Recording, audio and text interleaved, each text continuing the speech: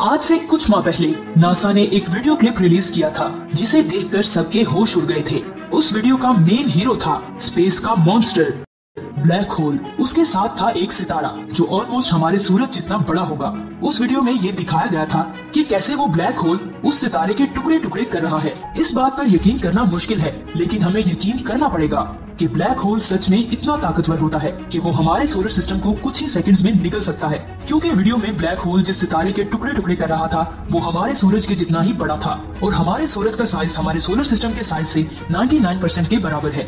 यहाँ पर एक सवाल आता है कि ब्लैक होल ने जब उस सितारे को अपने अंदर खींचा तब उस सितारे के साथ क्या हुआ होगा और वो कहाँ गायब हो गया। एक ब्लैक होल के अंदर क्या होता है और अगर आप इसके अंदर गिर गए तो आपके साथ क्या होगा।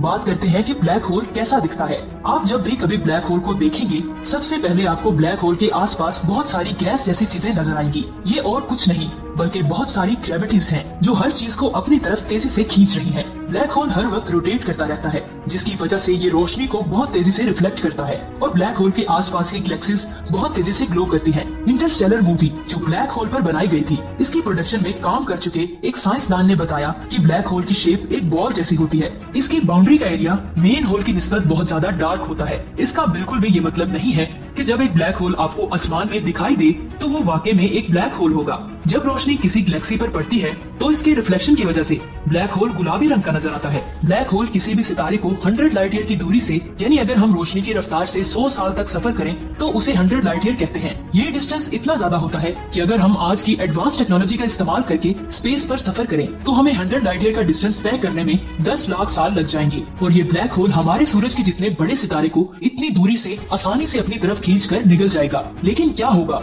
जब आप और आपका दोस्त ब्लैक होल को देखते देखते इसके अंदर गिर जाएं, या फिर आसमान से ग्रेविटी की मदद से ब्लैक होल हमें अपनी तरफ खींच ले। आइए जानते हैं कि अगर ऐसा हुआ तो क्या होगा। जब एक ब्लैक होल आपके किसी दोस्त को अपनी तरफ खींचेगा या वो ब्लैक होल में गिरने लगेगा तो उसे ऐसा लगेगा कि उसकी बॉडी एक स्प्रिंग की तरह काम कर रही है, मतलब कि उसकी बॉडी स्ट्रेच होना शुरू हो जाएगी। ऐसा इसलिए होता है क्योंकि ब्लैक होल जब भी किसी चीज को अपनी तरफ खींचता है तो ज्यादा ग्रेविटेशनल फोर्स उस चीज की निचले वाले हिस्से पर लगती है। ऐसा ही आपके दोस्त की बॉडी के साथ होगा। जब वो नीचे गिरेगा तब ब्लैक होल उसके पैरों को किसी स्प्रिंग की तरह खींच रहा होगा और आहिस्ता आहिस्ता इसकी बॉडी ब्लैक होल की बाउंड्री तक मूव कर जाएगी। लेकिन इस दौरान उसकी बॉडी फास्ट से स्लो हो जाएगी, वो बाउंड्री लाइन पर जाकर रुक जाएगा। लेकिन उसके बाद क्या होगा। ब्लैक होल एक ऐसी जगह है जहाँ टाइम और स्पेस एक दूसरे के साथ कोलैप्स करते हैं। लेकिन क्या ये चीज हमें बताती है कि क्या हम ब्लैक होल के अंदर जाकर खत्म हो जाएंगे? नहीं ना।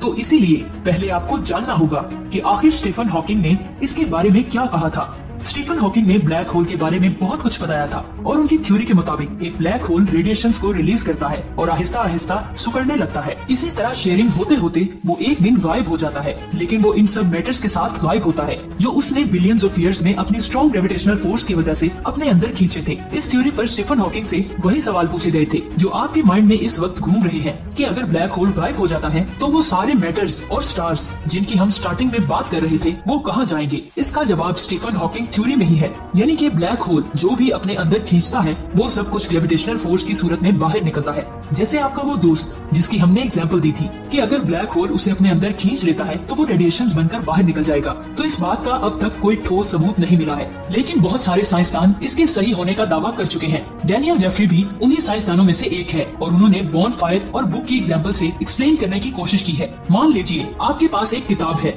और उस किताब को पढ़ने से आप हमेशा बोर हो जाते हैं। इसी वजह से आप उस किताब को जला देते हैं और जलने के बाद वो किताब राख में बदल जाती है और बुक की इन्फॉर्मेशन और उसके अंदर नॉलेज का क्या हुआ? वो तो अभी भी एसेट्स की फॉर्म में मौजूद है, बस विजिबल और रीडेबल नहीं है। इस थ्योरी से ब्लैक होल का होना कुछ समझ आता है, लेकिन क्योंकि ये अभी सिर्फ एक क्लेम है और ये गलत भी साबित हो सकता है, इसलिए हम इसको सही नहीं कह सकते। ब्लैक होल के अंदर क्या है, ये तो वैसा ही सवाल होगा कि इंसान के मरने के बाद उसके साथ क्या होता है।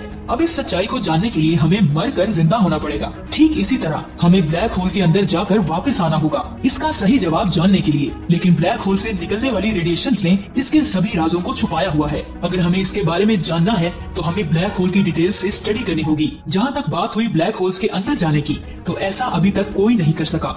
इसके लिए हमें अपनी टेक्नोलॉजी को डेवलप करना होगा जिसके जरिए हमें किसी ब्लैक होल तक एक स्पेस मिशन भेज सके। ब्लैक होल जब तक पिक्चर्स और किताब से निकलकर स्पेस क्राफ्ट के सामने नहीं आता तब तक इसके बारे में सिर्फ सवाल ही किया जा सकता है और इसका जवाब होगा सिर्फ इमेजिनेशन।